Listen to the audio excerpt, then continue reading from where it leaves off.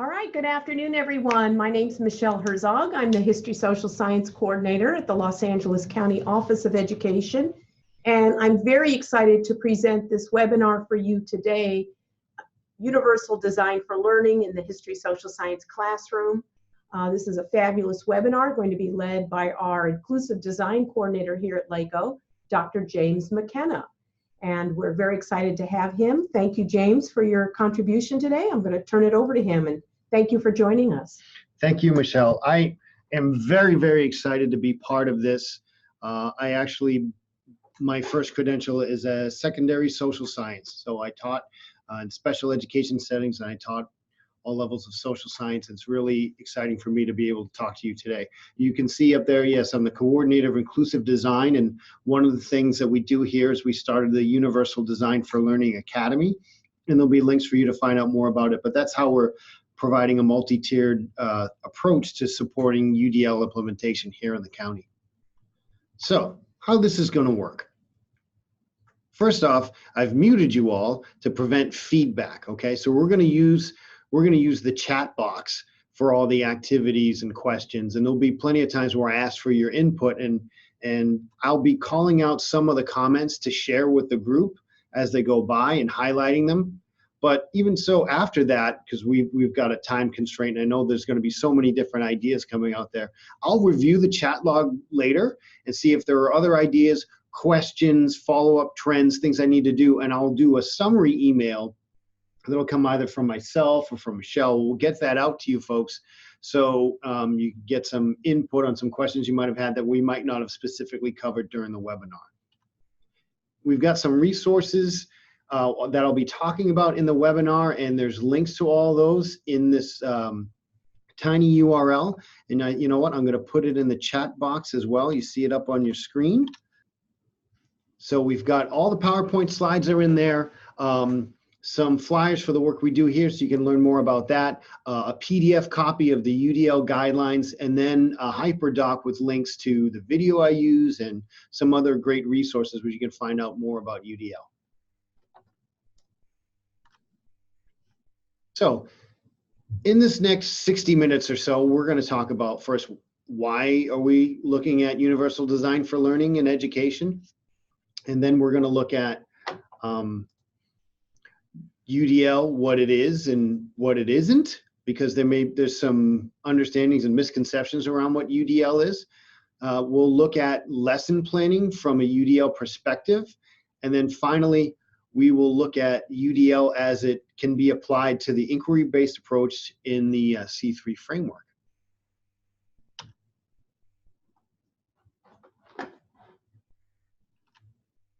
So in the chat box, share some things that you've heard about UDL. What do you know about it? Like, what is it? Who's it for? Why should we use it? Or if someone told you that we shouldn't do it? Let me see what you've heard so far. That's a great analogy. We're not actually going to get into that today, but the buffet rather than one meal, the dinner party analogy that Katie Novak uses is a fantastic one. So thank you for that. We'll talk about how this is a way to anticipate barriers rather than retroactively address them or try to do them on the fly. Very well stated, San Diego. Research-based approach to instruction that makes curriculum accessible to all learners.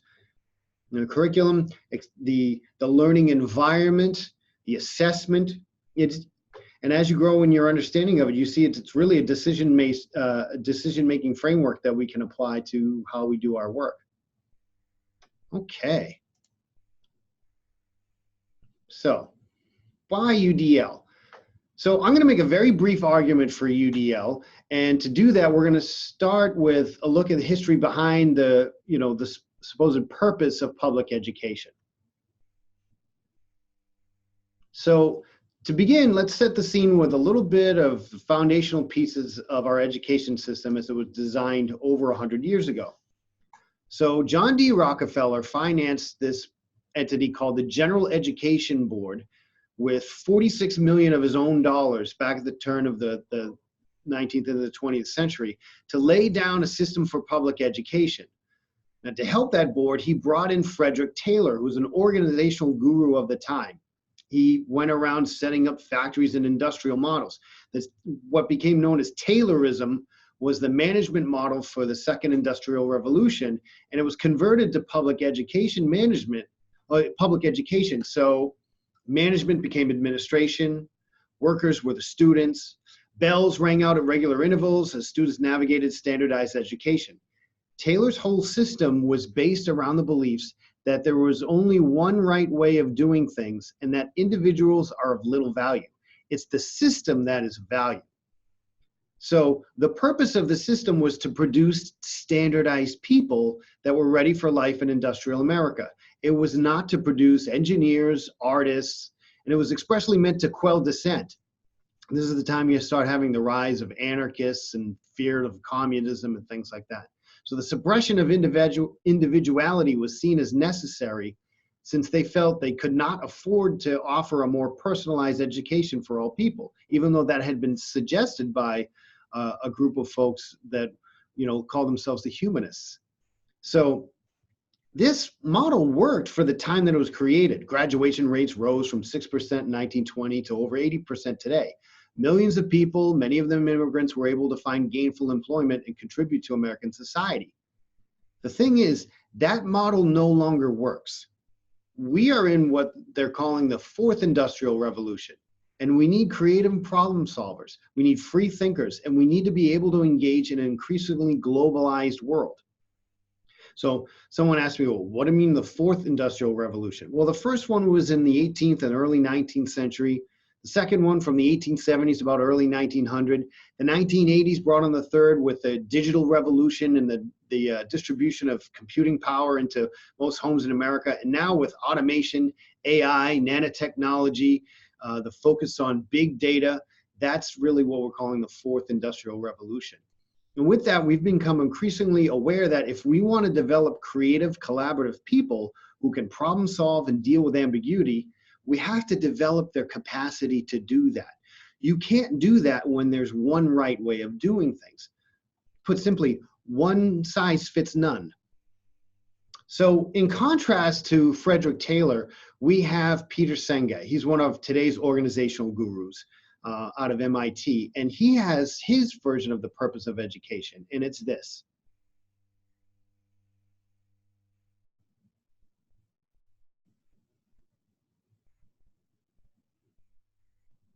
And right there from the beginning, he says, to allow me to become me. That's about an individual's self-actualization, not the predetermined form like in Taylor's model. However, that individuality is still brought into cooperation with the group. It's not people should do just whatever they want, but rather people should find their best way to contribute to their society, which is something that benefits both the individual and society. And if we're to facilitate self-actualization, we need to acknowledge and embrace the individuality in our students. This is a concept at the core of UDL, call it learner variability. And learner variability means this. People vary in their methods and capacity for engaging with the learning, comprehending the content, and acting strategically, what they're going to do with their learning. And some of this variability is based on beliefs about themselves as learners and the value of the content, their processing capacity, their language acquisition, their level of specific vocabulary in a content area, physical interaction and navigation of the learning environment, their talents, their interests, their executive functioning. Now, it may be daunting to consider designing instruction that supports all of this variability, but there's a key to learner variability that makes it possible, and it's this. The variability is largely predictable, okay? And what we can predict, we can address. So now we're going to have a brief overview of UDL, what it is, what it's not, and what it's meant to do. So Universal Design for Learning comes to us from an organization called CAST in Massachusetts. You don't need to know what CAST stands for because no one says it anymore, but you should know that it's not the California Science Test, as some people sometimes get confused. It's rooted in cognitive neuroscience and various theories of motivation. So it's every research and evidence-based. When the Common Core came out, it was considered best practice for teaching the standards in Tier 1, not just in interventions, but at Tier 1. It's the only instructional framework endorsed in ESSA. It's also endorsed in the State Special Education Task Force Report, the Higher Education Opportunity Act, the National Education Technology Plan, as well as several of our instructional frameworks. So speaking of that, here's what the California History Social Science Framework says about UDL. Now, take a few seconds to read it, and then I want to highlight some key points that reinforce the point of this webinar.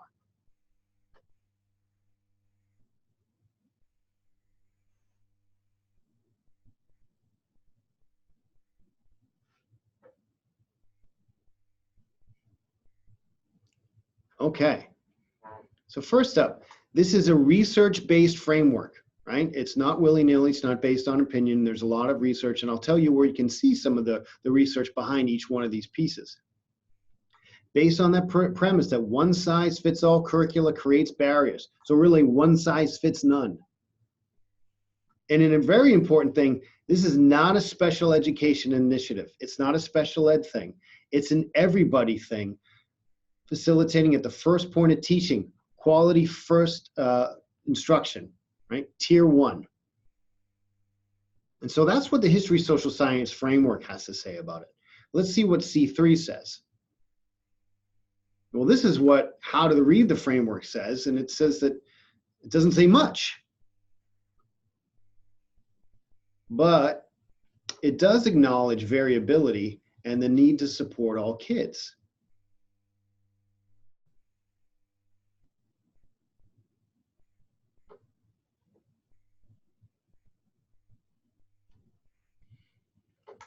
Now, this is Shelley Moore.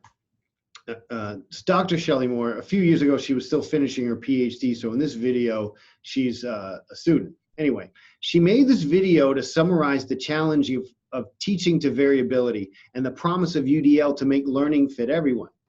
This video is in the Google folder if you want to share it with other folks. She has a great analogy.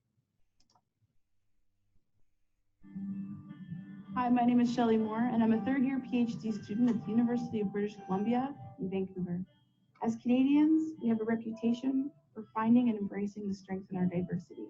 This value, however, hasn't been reflected in our classrooms, which still segregates students by ability, especially students with developmental disabilities. There's a gap in our understanding about what we know inclusive education to be, philosophically, versus what we understand and the importance of understanding inclusion in our practice. This is the question I'm trying to answer in my research, is how can we find the value in the day-to-day practice in our classrooms in terms of inclusive education? So how am I going to explain this to you? Now I can sit here and try and describe this, or we can have a little bit more fun. Why don't we go bowling? So let's talk about bowling. You have 10 pins, you have 2 balls, and you have a lane. The goal is to knock down as many pins as you can. But if you don't get them all, it's okay because you have another chance. But when I bowl and roll the ball down the middle and I don't knock them all down, what often ends up happening to me is that there's 2 pins left standing on either end and they stare at you. It's the 7-10 split and it's the hardest shot in bowling. How is bowling like teaching? The ball is the lesson, the pins are the kids. We aim for the middle, we do the best we can.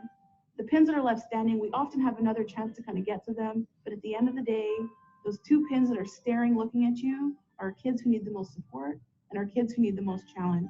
So we end up choosing one and the other one is left standing. I just took all the fun out of bowling. Now, I don't know how many times you've watched professional bowling, but I spent an afternoon watching professional bowling, and let me tell you, there was not one bowler who rolled that ball down the middle of the lane. They throw the ball down the lane at a curve.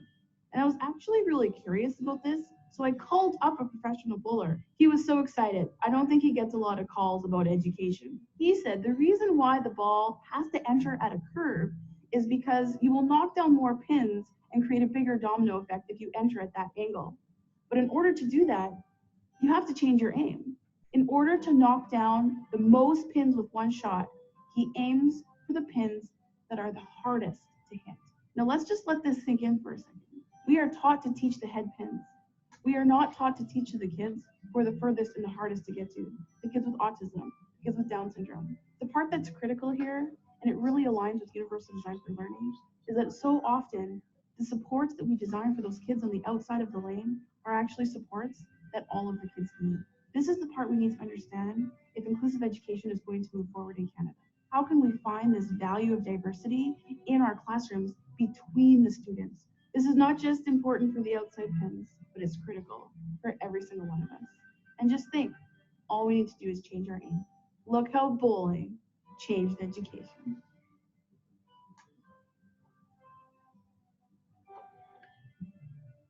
This is one of my favorite videos to share with folks to get them understanding how UDL works. And one of the things I really love about it is that she makes that point that teachers are not taught how to do this. So it's a lot of times when we talk about new ways of doing things, it can come across as, let me tell you what you're doing wrong, and make feel like teachers can feel like they're being beat up for things. And that's really not the approach that she's taking, or I take, or we ever want to take with folks. So I like how that really spells it out and maybe lowers that effective filter for people. So, because looking at this could raise their filter again, because this can be a bit overwhelming. So this is the latest version of the UDL guidelines. You know, they've been around for decades. Started in CAS in the 1980s, and the first version of the guidelines was published in the early mid-1990s. But this is the newest version, and I just want to show you a bit about how to read these, okay? So first off, UDL has been gathered into 3 principles. So right across the top, we have the 3 principles. Provide multiple means of engagement. That engages the affective networks of the brain, the why of learning, the emotional connection to the learning, because we have to have an emotional connection to things if we want to learn them. Next is representation, the what. So you see a lot of this, the visual cortex there and other parts of the brain, making sense of what it is that our brain is taking in through our senses, okay? And then the last one, action and expression, there's that prefrontal cortex, the decision-making piece. So the how of learning, okay, what am I gonna do with this? And how am I gonna set goals and think strategically and plan, okay? So that's the broad, you know, the 3 principles that these are bulked into. No one of them is more important than another. But when you think about maybe a traditional simplified version of a lesson, it starts by getting kids interested, then we have them engage with content, and then we try to assess what they know by asking them to do something with what they learned. So that's a rough left to right, but it doesn't mean we're going to do everything on the left, then everything in the middle, and then everything on the right. It moves around, okay? Next, within each principle, there are 3 guidelines. That's this bold print, so I've highlighted one of them here.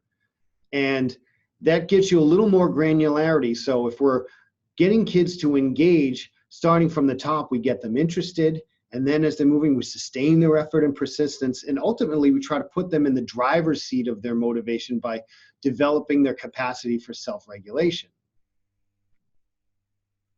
Finally, each one of these guidelines is divided into 2, 3, or 4, or 5 checkpoints. And these checkpoints are the most detailed level of granularity. This one here, if you can't see it too well, says increase mastery-oriented feedback. Now, yes, it's more particular than sustaining effort and persistence, but it doesn't say increase feedback by doing X, because we know there are different ways that we can provide feedback based on the developmental levels of our students, our relationship, the context, the platform, etc. Okay, but however it is, it's important to provide that mastery-oriented feedback. If you want to know more and discuss and really dive into these pieces, you can go to the UDL guidelines online site, and here's the link, and the link is also in that Google folder.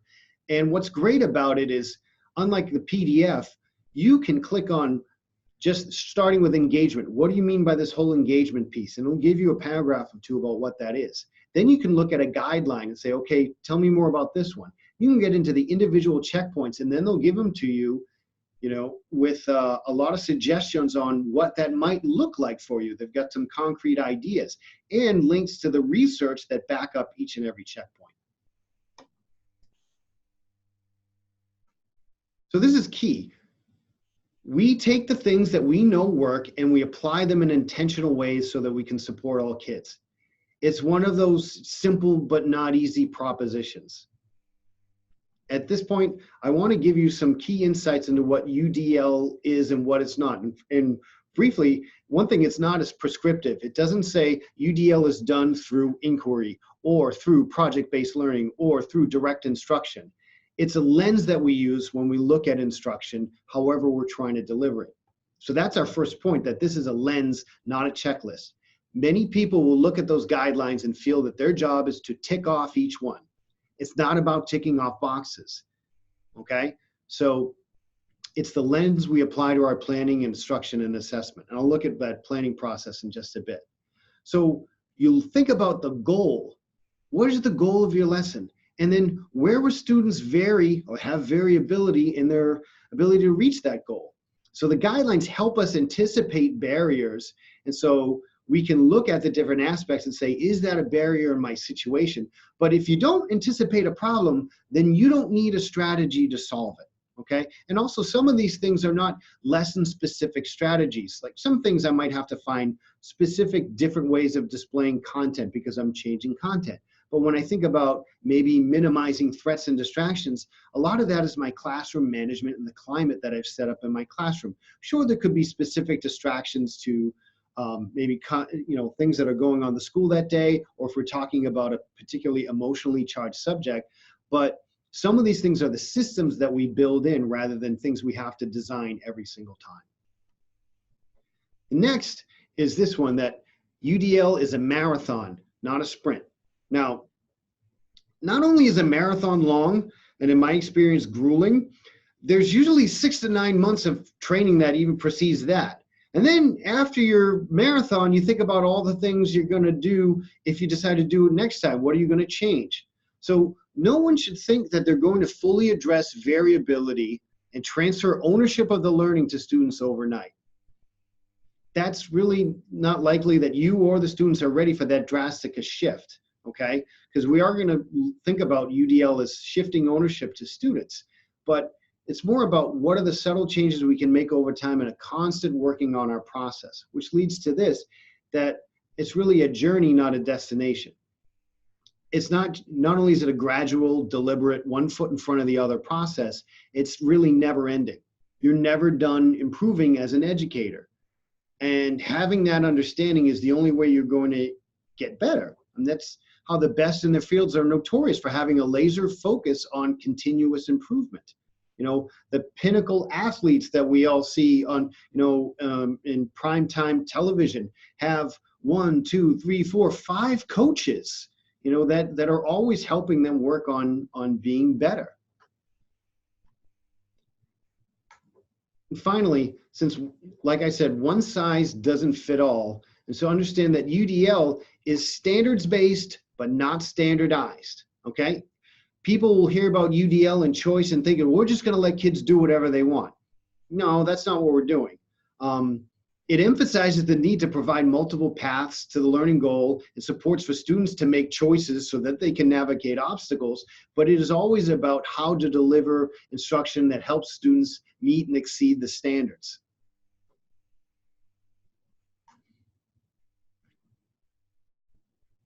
At this point, I want to talk a little bit about the backwards planning piece, and then we'll move forward and I'll be drawing some information from you folks. So a traditional backwards planning model looks like this. You think about what should the students know and be able to do, how are they going to show that, and then what are you going to do to get them there? Now UDL follows the same format, but it adds some nuance. So we write goals, and then we consider the variability of the learners in the classroom to meet those goals. So what should they know and be able to do, and how will they vary in their ability to meet that goal? And then that helps us think about, okay, based on that variability, what could be different types of evidence that could prove that they met the goal, or if I need a specific type of evidence, say it's where the standard includes writing, so we were tied into writing, how can we have options and supports that help students meet that goal, okay? And then we think about What are the methods and materials? What can we bring to bear to help the students meet that goal? And once we've done that, we think about, and we teach it, we think about, okay, how did that go? What could have worked better? What really worked? And what are we going to do next time? So back to the first part, goals. Here we have some definitions for goals and standards. So take a minute to examine them, and I want to see in the chat box what you think the relationship is between the two. So how are they different? How are they similar? So what's this relationship, goals and standards? They can't exactly be the same, otherwise we'd just have one term. But sometimes people confuse them. Well, one thing that's different about them is that goals are things that can be generated by the teacher and or the student, whereas standards are created outside your organization, from like the state, for example, okay? But you're in charge of the goals. That's great. The standards are determined by grade level, and let's see, goals. So those standards are what students should know by the end of the year, or maybe for government by the end of the course. And goals are the things that help students achieve proficiency in those standards. Exactly. They detail what the students should be able to do by the end of the learning event, which in a series of learning events helps them develop proficiency to the goal.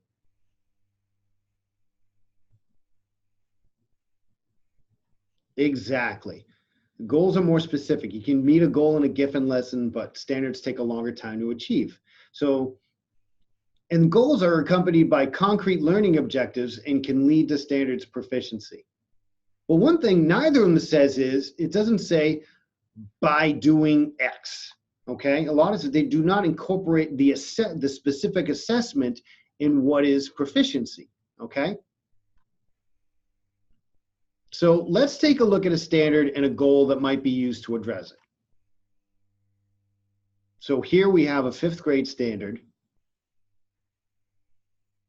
Understand how political, religious, and economic ideas and interests brought about the revolution, okay? And since we're going to be talking about inquiry, I'm going to phrase this sample goal in the form of a question. So why did America declare its independence from Great Britain? And make sure they consider political, religious, and economic factors. So this goal contributes to the standard, but in both of them, the assessment is not included, okay? So when we write goals, we don't put in what the evidence is going to be. The evidence comes later. This is just what should the students know and be able to do, okay? Which a lot of times for teachers, if we haven't been prepared and we haven't been modeled and been taught, we don't spend a lot of time thinking about what is the goal of our instruction. What are we trying to accomplish? What should students really know? A lot of times we get told, write the standard on the board. But writing the standard on the board and having a clear objective to your lesson are not the same thing. So once we have our goals, we have to think about variability in our students' ability to meet the goal. Okay, so we're thinking about this goal in the American Revolution. We might have barriers in engagement. How are they connecting to it? And also, might they need varied levels of challenge? Are some of them going to get through this goal very quickly and just look at doing the bare minimum to meet a proficiency? Maybe they need more challenge. Maybe there's some students that are hesitant to engage and need to know that there's going to be support for them so that they can be successful.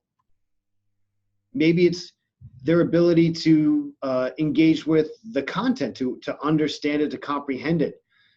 And sometimes one thing I always think about is, what are the prerequisite content knowledge? What are you assuming they understand when this lesson starts? And we can usually assume that there are going to be students that have gaps in that understanding, whether because they've traditionally had challenges, or they were out sick for a week, what have you. They transferred in from another school that was in a different place. And finally, they're going to have maybe variability in how they want to express what they know. Some students might have difficulty communicating their learning, specifically if you tell them it has to be communicated this way. And unless we'll go back to writing. Unless writing is the goal of the lesson, perhaps we can offer other options for students to communicate their understanding. Same thing goes for oral presentation. It's a great skill to have, but if oral presentation isn't the expressed goal, and that making it oral presentation serves as a barrier to some students, then maybe we think about having options for how they're going to demonstrate their understanding. So what evidence, how can we offer flexibility in the ways that students demonstrate their understanding? So let's think about this goal of students understanding why America declared its independence, okay? What are ways that kids could give their understanding that still cites evidence about the coercive acts and things of that nature? Pop some ideas in the chat box. Create an infographic, let them speak about it, draw it, work it in small groups, poster, picture, panels, cooperative groups. Analyze one part of the contributing factors, and maybe then they jigsaw it and then get to some sort of assessment, because especially if we did the goal, we might string this out for different pieces and have them look at different factors. Yeah, the real point is that we have singular expectations. We could use a single point rubric for this, but we offer them multiple possibilities for meeting them. We want to make sure that even though we have different forms, that the level of expected rigor is still the same. So we can't accept something that's more DOK1 in one format when we're really looking for DOK3, okay? So we have to have that same level of knowledge laid out in multiple forms, okay? And one thing to think about when we give that evidence is making sure that they have examples of what those forms could look like. So what does a good essay look like? What does a good poster look like that communicates something in deep understanding, okay? I see some choice menu, leveled assignments, right? Give them a variety of assignments, yeah. And they can be bounded choice. We don't have to say do whatever you want, because unlimited choice can be very overwhelming. I know I feel that way every time I go to the cereal aisle. We give them a single point rubric, like I said. They could create a portfolio, right? They're talking about different pieces of evidence, as well as the things that you folks brought up. We could also give them a choice of visibility of the evidence. So I gave the example of giving an oral presentation and maybe being scared to get up in front of your classmates and do that. But what if I was allowed to go home and videotape it and then just submit it to my teacher? And so they could see my speaking skills and give me feedback. And as I get feedback, then I could be challenged. And then flip grid, another one that you could do things just like that.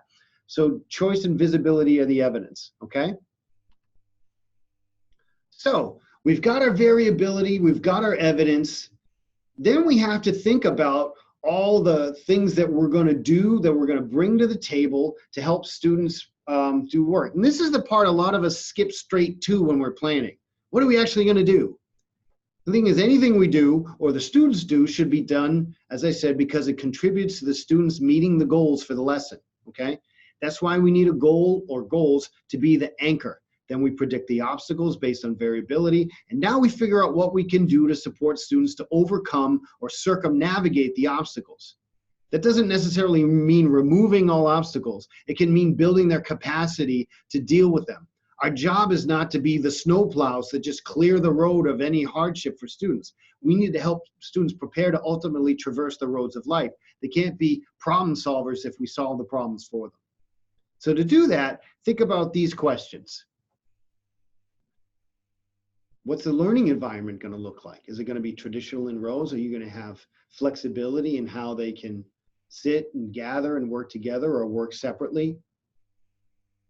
What instructional approach are you going to use? Are you going to a Socratic seminar? Are we going to start with some direct instruction and then move into stations? How do you want to do it? What resources is what I think about UDL and multiple means of representation, and all the things that social science allows us to bring to bear to show students, to help them convey the material. And just like you have already rattled off, what are the different options they'll have for constructing the evidence? And based on those options, what supports will they need to use? So if creating a PowerPoint is an option, What supports do they have in case they're not very good at PowerPoint yet? Because an option I can't access really isn't an option. So we have to make sure that those options are accessible to all the students. Think about your formative assessment piece. How are you going to make sure you know where the students are? And then finally, how are they going to know where they are so they can monitor their own progress and think strategically and take ownership and see how their actions led to their results? That learning is something they do rather than is done to them. Then we teach the lesson.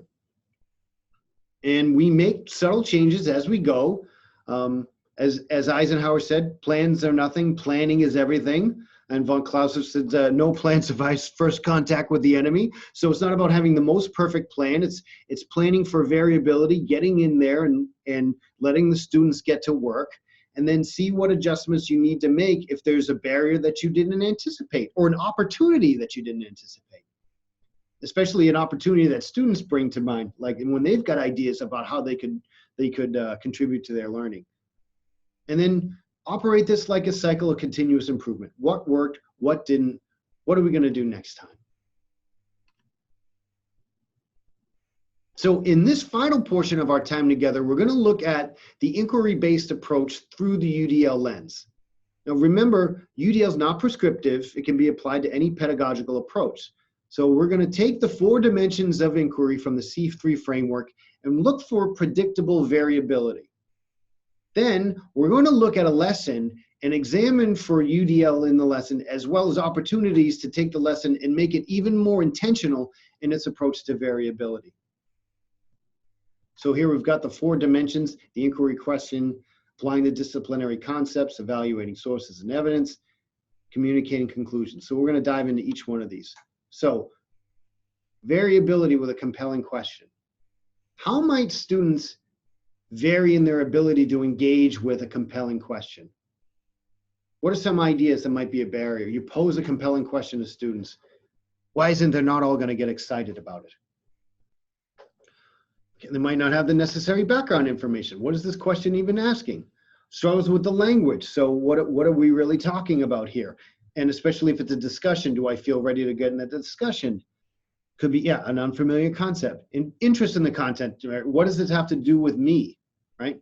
How do we make connections to what we already know and into their own experience? So how do we make the connections of the compelling question? How do we set the stage for that?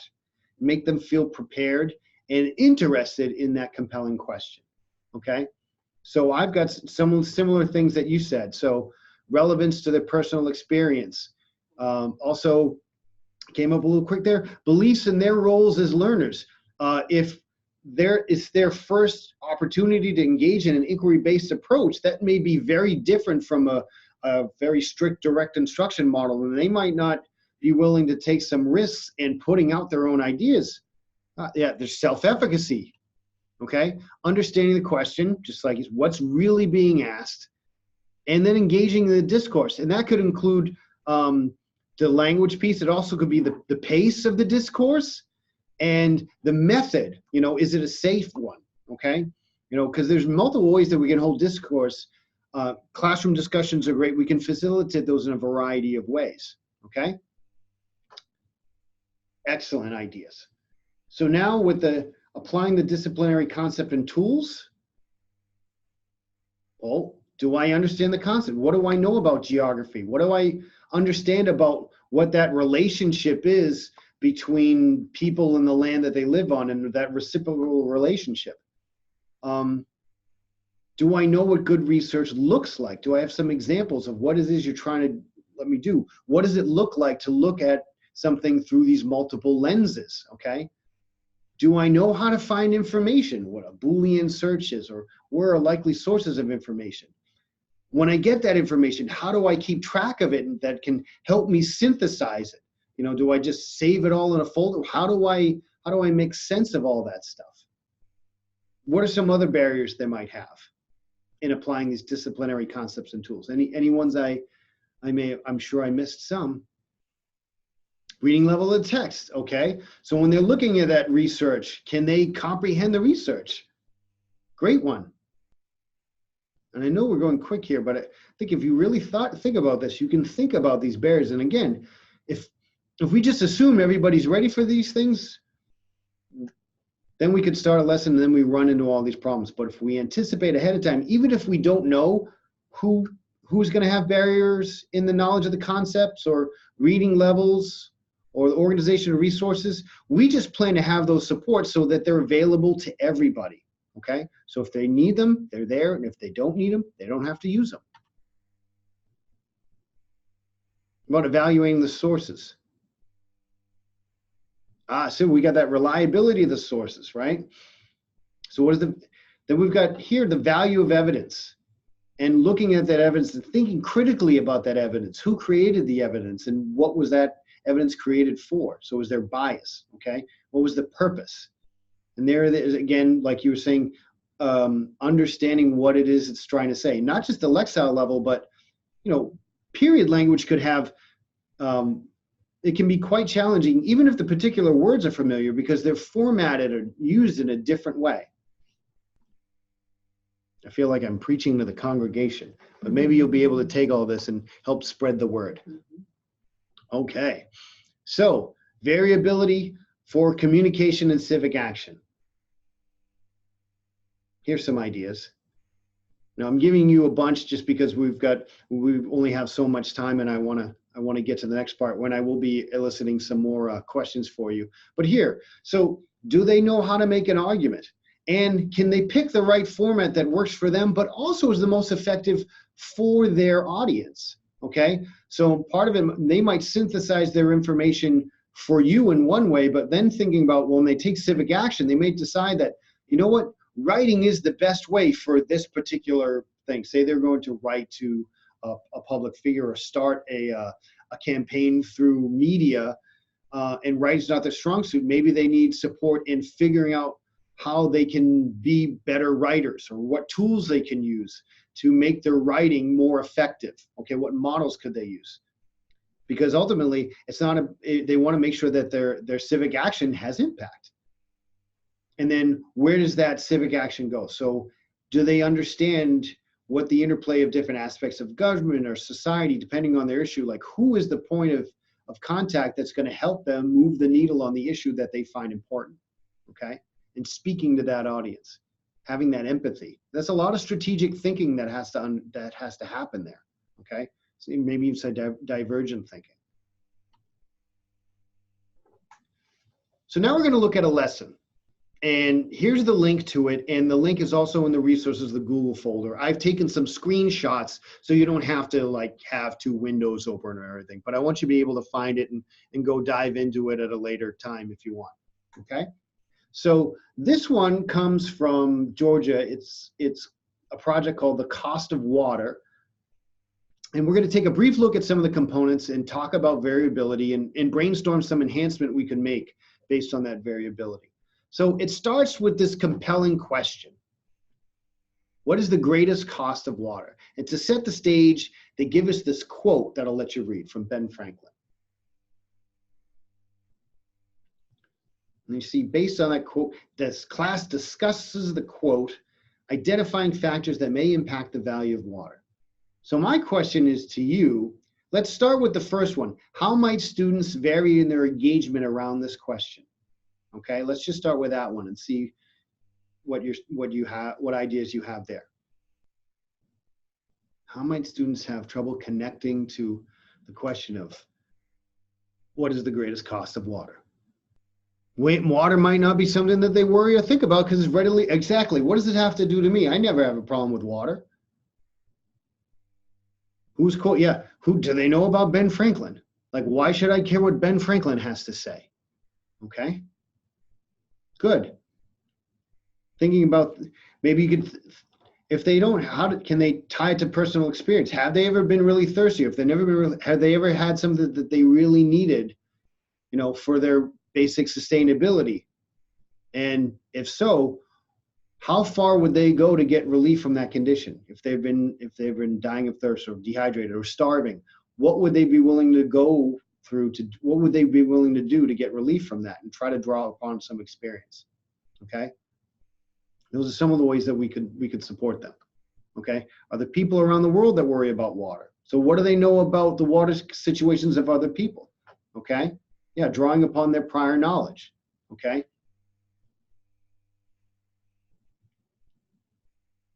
And so to support them, in brief, and we'll move to the next part, just like you said, are there people around, could we give them exposure to some ideas? Like, are you aware about what the situation around water is in different places? Are you aware that in some places, you know, battles are fought over water? Okay. Or we have how many institutions that are focused on providing water to places? Okay. So in that lesson, there are 4 supporting questions and formative assessments, and you can find all this on that assignment. So I've taken them and I've put them here. So the first supporting question is, who has access to the water in the Middle East? And there's a formative assessment around completing a map. The second, how do countries in the Middle East get water? Gives you the assessment, et cetera, okay? So my question to you is this: look these over, and which of these formative assessments provides the most flexibility for students to demonstrate their learning? The most flexibility.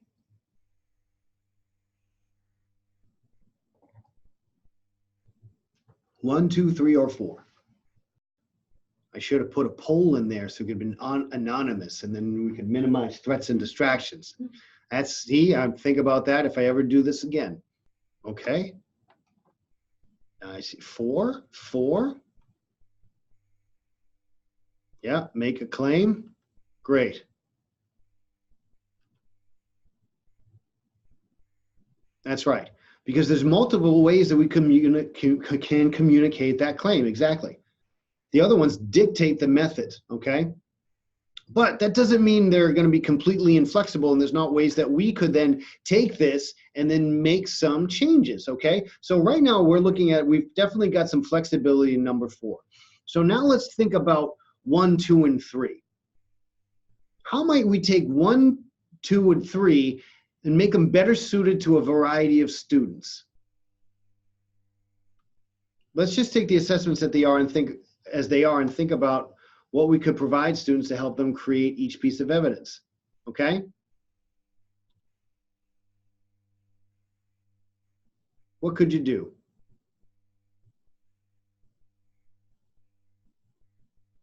And I'll give out a couple ideas as well after you folks have added some ideas. Let's maybe start with 1 and 2, okay? Let's look at 1 and 2, and then we'll talk about number 3. Okay, number 1. So I could use different digital or physical media for creating that map or that chart, right? So I could use different tools to create those pieces. Exactly. The same thing what I have in my notes, right? We can give them options. We could also give them options for how charts are, what a chart is meant to do and what a well-organized chart looks like, even if it's not, and we don't want to make it about the effects of water collection, so we could have a chart about something else that communicates the same type of thing, okay? Now, for number 3, let's assume a writing standard is not also targeted by this project. That means writing is not essential to the goal. So just as you said before, we could do an infographic, we could do a video, a presentation, a song, a poem, and we could do all those through Flipgrids or posting them to, a Padlet or all kinds of things, so we could vary the publicity of the evidence. So all those things that you talked about earlier about giving multiple means of communication, okay? So in closing, I want to give you some advice on getting started. As I said earlier, this is a journey, and all journeys start with the first step. So here's a place you might start. Take a lesson you've given many times and you intend to deliver again, okay? Look at that, reflect on the past and say, where are the pain points? Where do kids get stuck? What do you get a lot of kids getting wrong? Basically, what is the biggest barrier that you can find within that lesson? And then just tackle the biggest barrier. Change one thing. Maybe it's given different examples. Maybe the barriers are around their comprehension of something. Maybe it's the pace at which the lesson is and making it more in digestible chunks and giving them time to process. Maybe it's that I feel the kids really can understand it, but when I get the written answers or whatever else it is, I really don't see the learning and the assessment that I saw in the class discussions. So whatever the pain point is, just plan for that. And that can be a great starting point for you, okay? Or for anyone. Maybe you're already doing this, and again, you've watched this to see what I say about it so you can think about ways to communicate to your colleagues. So in closing, I want to thank all of you for your participation and to the CLICK project for inviting me to work with you all today. I want, if you want to know more about UDL, please don't hesitate to reach out.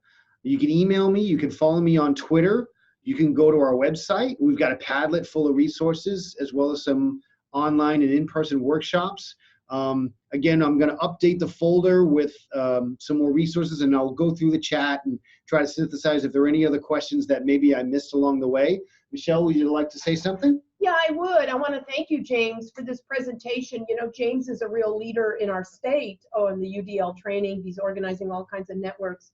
But I think this is one of the first efforts to really tie it directly to our content areas. So this was a great piece. What I'm hearing from this, James, because a lot of us have background in differentiated instruction, what you helped me understand is the difference with that is really being more proactive, anticipating in advance where our kids are, knowing what the different challenges and obstacles will be, predict and work with that, being proactive so they'll be successful. Don't wait for them to fail and then try to fill in with fixers, right? Yeah, that's to be more proactive on the front end. That's exactly what it is, Michelle. You put that perfectly, and I would just add that UDL and differentiated instruction are not mutually exclusive ideas, but if we're really being proactive, that cuts down on the specific differentiation we have to do.